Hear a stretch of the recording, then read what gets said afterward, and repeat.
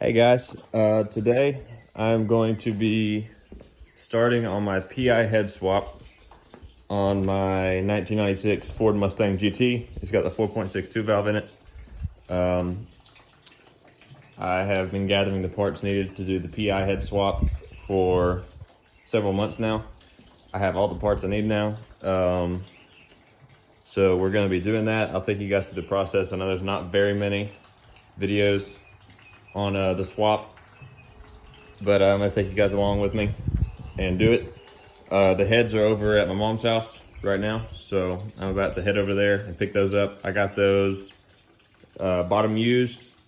I got those machined and ported, and I'm gonna show you guys the heads here in just a few minutes. All right, we have arrived. This is where the heads are. I left them here. I just moved from here, so I just I had them here still.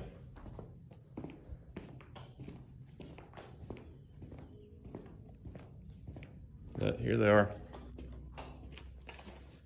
They're freshly machined, got a fresh valve job on them.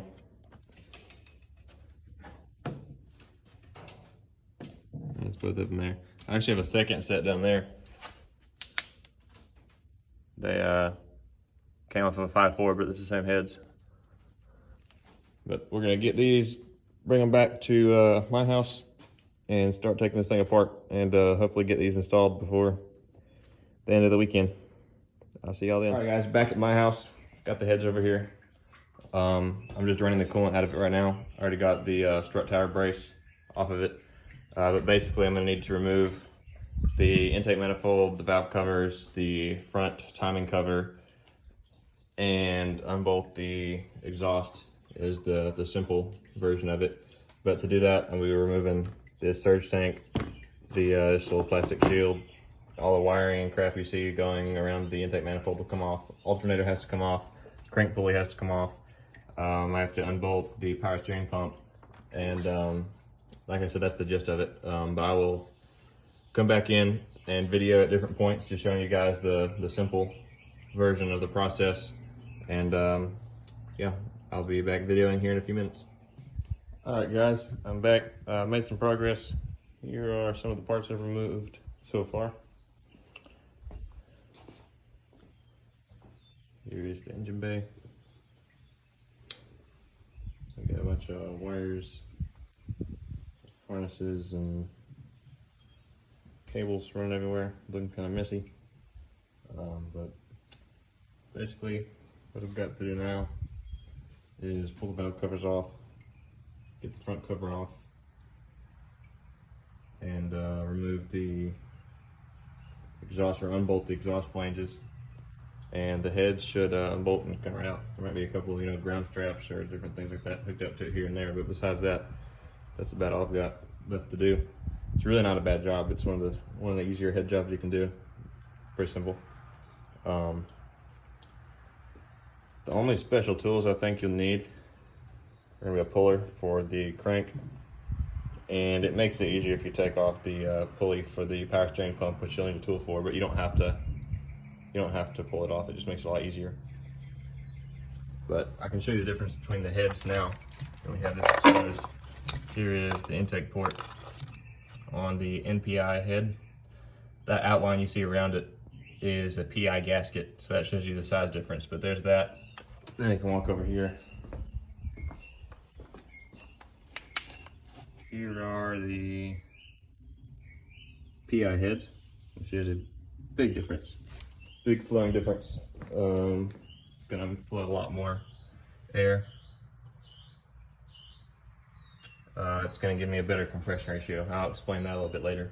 But yep, just here's the progress, and I will be back soon. All right, guys, here's a quick update. I got the front cover off, valve covers off. Really, all I have left is to remove the front sprockets, detach the exhaust flanges, and remove the head bolts, and we should be able to lift those heads up after that. If you don't know or not familiar with the timing, probably want to clean them off and make some marks of your own, but I deal with 4.6s all the time, so I know how it needs to be retimed. So just pay attention to the timing. Maybe, you know, get a paint marker, mark it up yourself. But in general, it's pretty easy to time. So, but I'll be back when I get the heads off. All right, here's another quick update. We got a passenger side cylinder head removed. Just unbolted that exhaust flange right there and took the head bolts out, and it came right up. Pretty easy. It's not a very heavy head, so it's pretty easy to pull up out of there on your own. I've still got the exhaust on that side to detach, and I think a couple brackets on the back of that head to remove, and then it'll come up. I believe I'm replacing my timing components regardless, but they looked all right. They look like they don't need to be replaced, but I'm probably going to anyway, just for preventative maintenance purposes. And then over here is the actual cylinder head that I removed. It looks pretty good. Like I said, I'm not replacing this because it's bad. I'm upgrading it to something better, is why I'm doing it, for a little bit of a power increase. But there's the gasket.